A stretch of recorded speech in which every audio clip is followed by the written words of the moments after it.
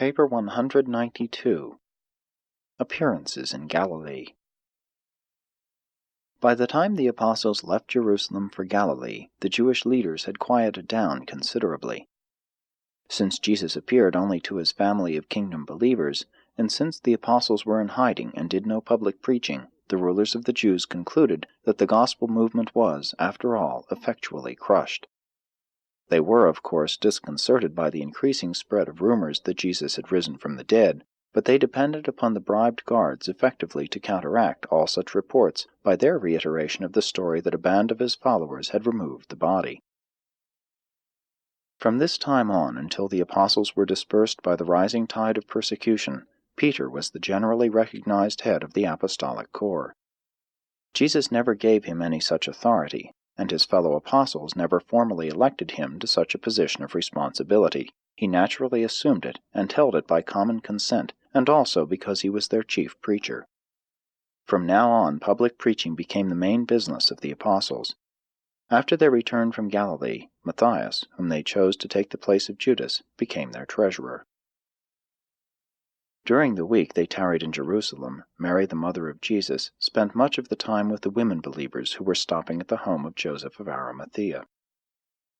Early this Monday morning, when the apostles departed for Galilee, John Mark went along. He followed them out of the city, and when they had passed well beyond Bethany, he boldly came up among them, feeling confident they would not send him back. The apostles paused several times on the way to Galilee to tell the story of their risen Master, and therefore did not arrive at Bethsaida until very late on Wednesday night. It was noontime on Thursday before they were all awake and ready to partake of breakfast. 1. Appearance by the lake. About 6 o'clock Friday morning, April 21, the Urantia master made his 13th appearance, the first in Galilee, to the 10 apostles as their boat drew near the shore, close to the usual landing place at Bethsaida. After the apostles had spent the afternoon and early evening of Thursday in waiting at the Zebedee home, Simon Peter suggested that they go fishing. When Peter proposed the fishing trip, all of the apostles decided to go along. All night they toiled with the nets, but caught no fish.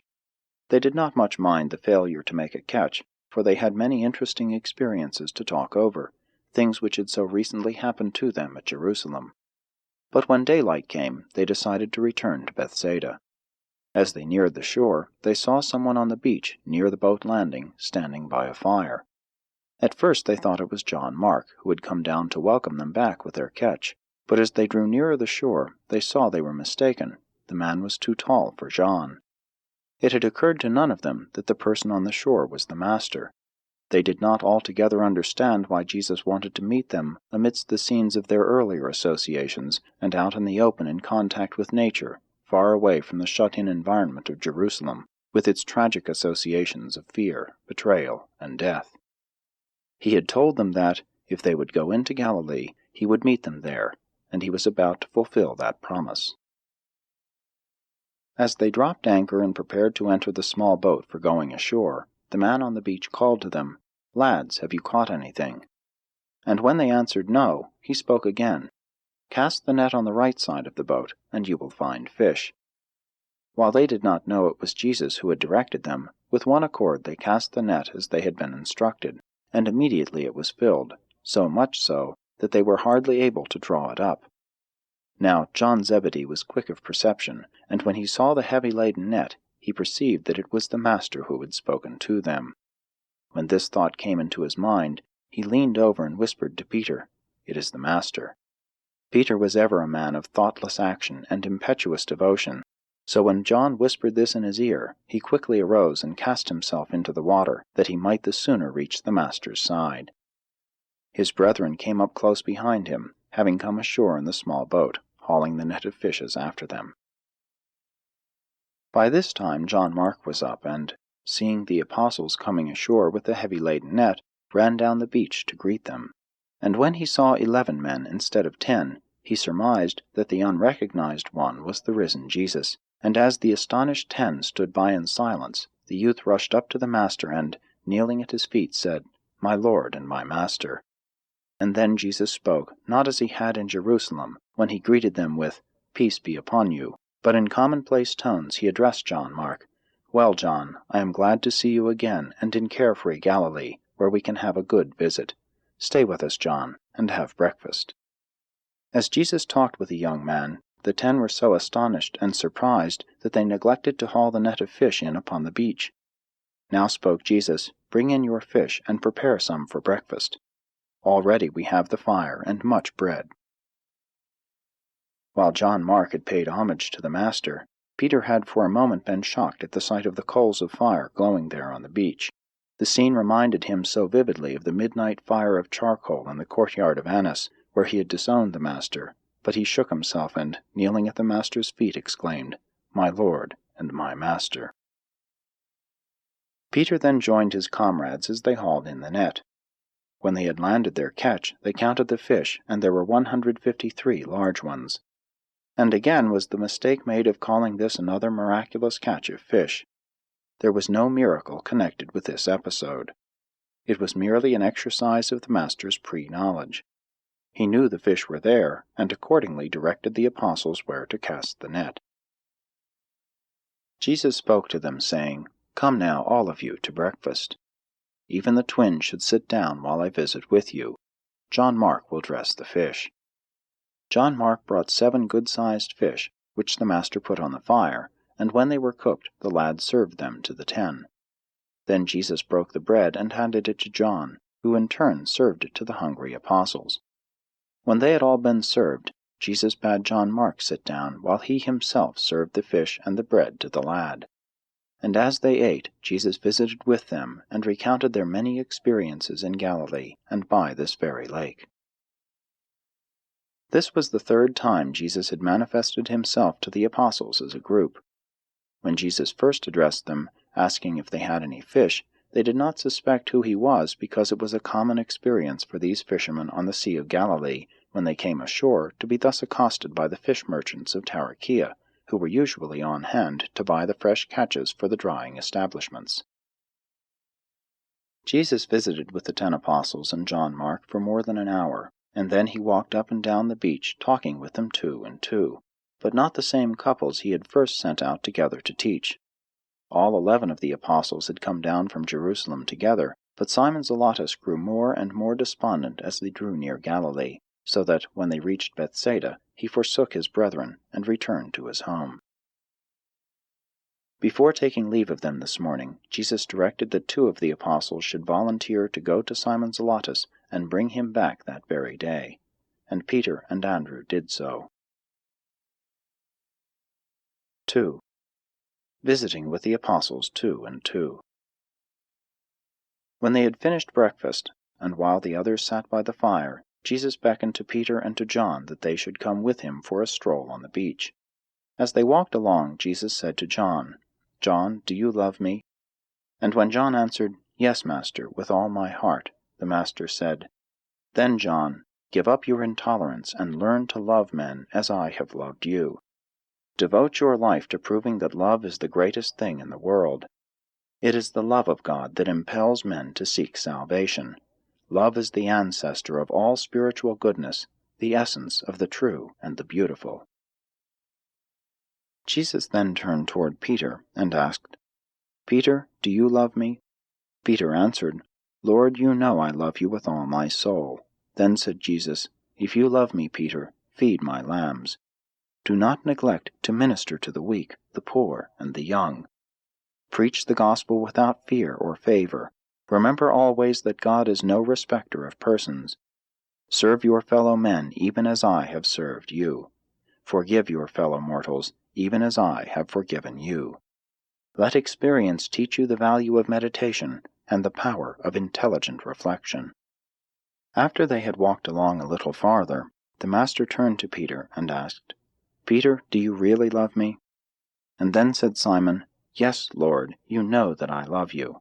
And again said Jesus, "Then take good care of my sheep. Be a good and a true shepherd to the flock. Betray not their confidence in you. Be not taken by surprise at the enemy's hand. Be on guard at all times. Watch and pray." When they had gone a few steps farther, Jesus turned to Peter and, for the 3rd time, asked, "Peter, do you truly love me?" And then Peter, being slightly grieved at the Master's seeming distrust of him, said with considerable feeling, "Lord, you know all things, and therefore do you know that I really and truly love you." Then said Jesus, "Feed my sheep. Do not forsake the flock. Be an example and an inspiration to all your fellow shepherds.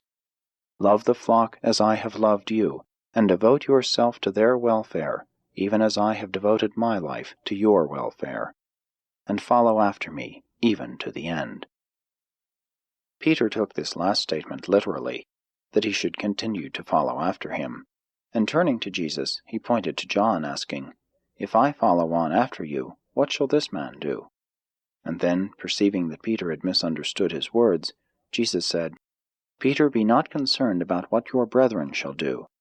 If I will that John should tarry after you are gone, even until I come back, what is that to you? Only make sure that you follow me." This remark spread among the brethren, and was received as a statement by Jesus to the effect that John would not die before the Master returned, as many thought and hoped to establish the kingdom in power and glory. It was this interpretation of what Jesus said that had much to do with getting Simon Zelotes back into service and keeping him at work. When they returned to the others, Jesus went for a walk and talk with Andrew and James. When they had gone a short distance, Jesus said to Andrew, "Andrew, do you trust me?" And when the former chief of the apostles heard Jesus ask such a question, he stood still and answered, "Yes, Master, of a certainty I trust you, and you know that I do." Then said Jesus, "Andrew, if you trust me, trust your brethren more, even Peter. I once trusted you with the leadership of your brethren. Now must you trust others as I leave you to go to the Father. When your brethren begin to scatter abroad because of bitter persecutions, be a considerate and wise counselor to James my brother in the flesh, when they put heavy burdens upon him which he is not qualified by experience to bear. And then go on trusting, for I will not fail you. When you are through on earth, you shall come to me." Then Jesus turned to James, asking, "James, do you trust me?" And of course James replied, "Yes, Master, I trust you with all my heart." Then said Jesus, "James, if you trust me more, you will be less impatient with your brethren. If you will trust me, it will help you to be kind to the brotherhood of believers. Learn to weigh the consequences of your sayings and your doings. Remember that the reaping is in accordance with the sowing. Pray for tranquility of spirit and cultivate patience. These graces with living faith shall sustain you when the hour comes to drink the cup of sacrifice. But never be dismayed. When you are through on earth, you shall also come to be with me." Jesus next talked with Thomas and Nathanael. Said he to Thomas, "Thomas, do you serve me?" Thomas replied, "Yes, Lord, I serve you now and always." Then said Jesus, "If you would serve me, serve my brethren in the flesh, even as I have served you. And be not weary in this well-doing, but persevere as one who has been ordained by God for this service of love. When you have finished your service with me on earth, you shall serve with me in glory. Thomas, you must cease doubting. You must grow in faith and the knowledge of truth. Believe in God like a child, but cease to act so childishly. Have courage, be strong in faith, and mighty in the kingdom of God." Then said the Master to Nathanael, "Nathanael, do you serve me?" And the apostle answered, "Yes, Master, and with an undivided affection."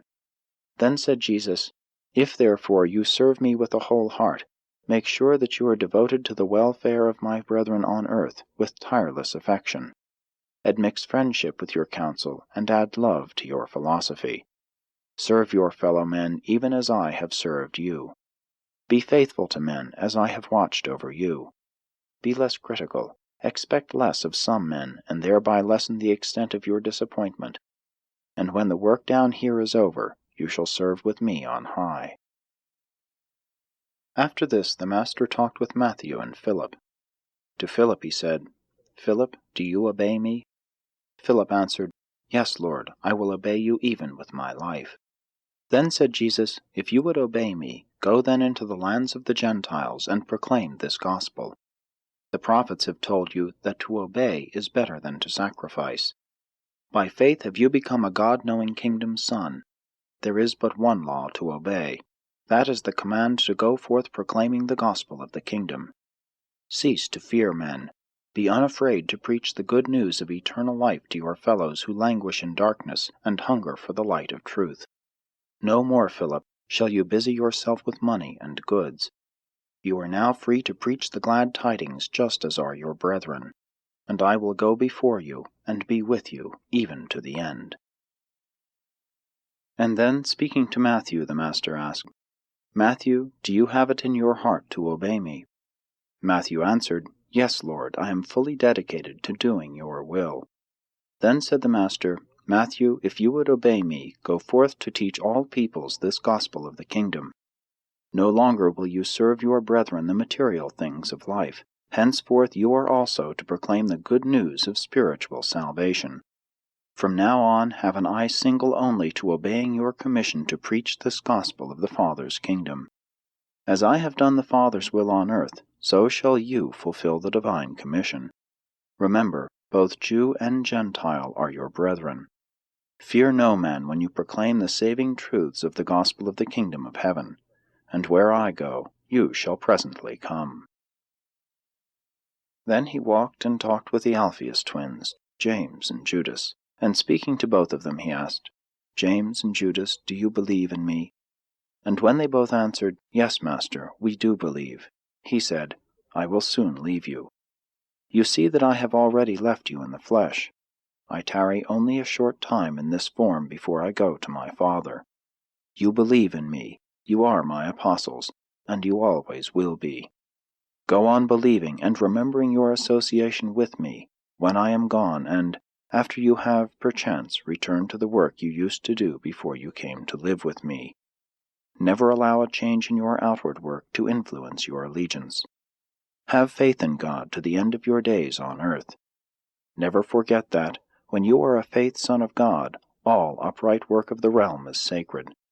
Nothing which a son of God does can be common.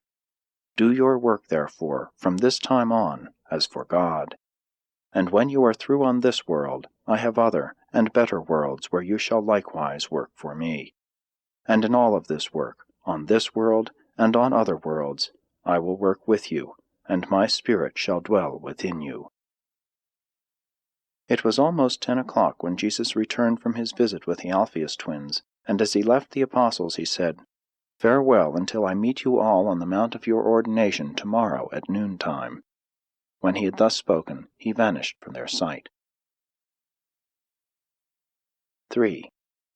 On the Mount of Ordination. At noon on Saturday, April 22, the 11 apostles assembled by appointment on the hill near Capernaum, and Jesus appeared among them. This meeting occurred on the very mount where the Master had set them apart as his apostles and as ambassadors of the Father's kingdom on earth. And this was the Master's 14th Urantia manifestation. At this time the 11 apostles knelt in a circle about the Master and heard him repeat the charges and saw him reenact the ordination scene, even as when they were first set apart for the special work of the kingdom. And all of this was to them as a memory of their former consecration to the Father's service, except the Master's prayer. When the Master, the Urantia Jesus, now prayed, it was in tones of majesty and with words of power such as the apostles had never before heard. Their Master now spoke with the rulers of the universes as one who, in his own universe, had had all power and authority committed to his hand. And these 11 men never forgot this experience of the Urantia rededication to the former pledges of ambassadorship.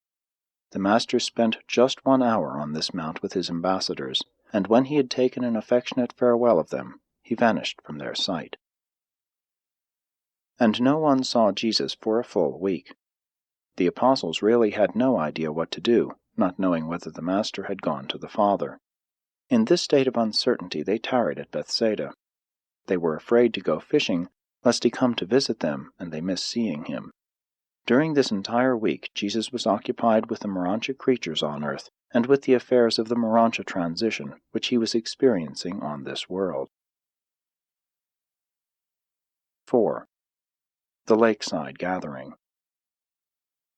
Word of the appearances of Jesus was spreading throughout Galilee, and every day increasing numbers of believers arrived at the Zebedee home to inquire about the Master's resurrection, and to find out the truth about these reputed appearances. Peter, early in the week, sent out word that a public meeting would be held by the seaside the next Sabbath at 3 o'clock in the afternoon.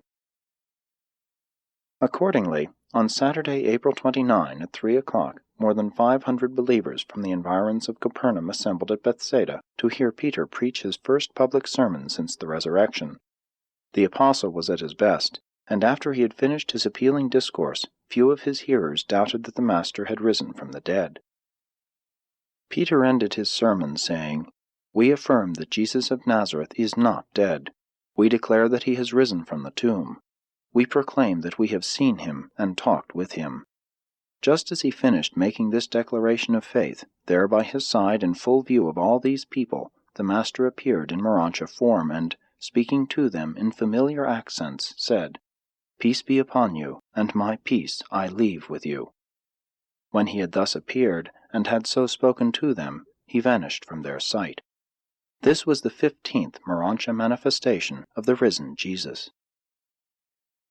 Because of certain things said to the 11 while they were in conference with the Master on the Mount of Ordination, the apostles received the impression that their Master would presently make a public appearance before a group of the Galilean believers, and that, after he had done so, they were to return to Jerusalem. Accordingly, early the next day, Sunday, April 30, the 11 left Bethsaida for Jerusalem. They did considerable teaching and preaching on the way down the Jordan, so that they did not arrive at the home of the Marks in Jerusalem until late on Wednesday, May 3. This was a sad homecoming for John Mark. Just a few hours before he reached home, his father, Elijah Mark, suddenly died from a hemorrhage in the brain. Although the thought of the certainty of the resurrection of the dead did much to comfort the apostles in their grief, at the same time they truly mourned the loss of their good friend, who had been their staunch supporter even in the times of great trouble and disappointment. John Mark did all he could to comfort his mother and, speaking for her, invited the apostles to continue to make their home at her house. And the 11 made this upper chamber their headquarters until after the day of Pentecost. The apostles had purposely entered Jerusalem after nightfall that they might not be seen by the Jewish authorities. Neither did they publicly appear in connection with the funeral of Elijah Mark. All the next day they remained in quiet seclusion in this eventful upper chamber. On Thursday night the apostles had a wonderful meeting in this upper chamber, and all pledged themselves to go forth in the public preaching of the new gospel of the risen Lord, except Thomas, Simon Zelotes, and the Alphaeus twins. Already had begun the first steps of changing the gospel of the kingdom, sonship with God and brotherhood with man, into the proclamation of the resurrection of Jesus. Nathanael opposed this shift in the burden of their public message, but he could not withstand Peter's eloquence, neither could he overcome the enthusiasm of the disciples, especially the women believers. And so, under the vigorous leadership of Peter, and ere the Master ascended to the Father, his well-meaning representatives began that subtle process of gradually and certainly changing the religion of Jesus into a new and modified form of religion about Jesus.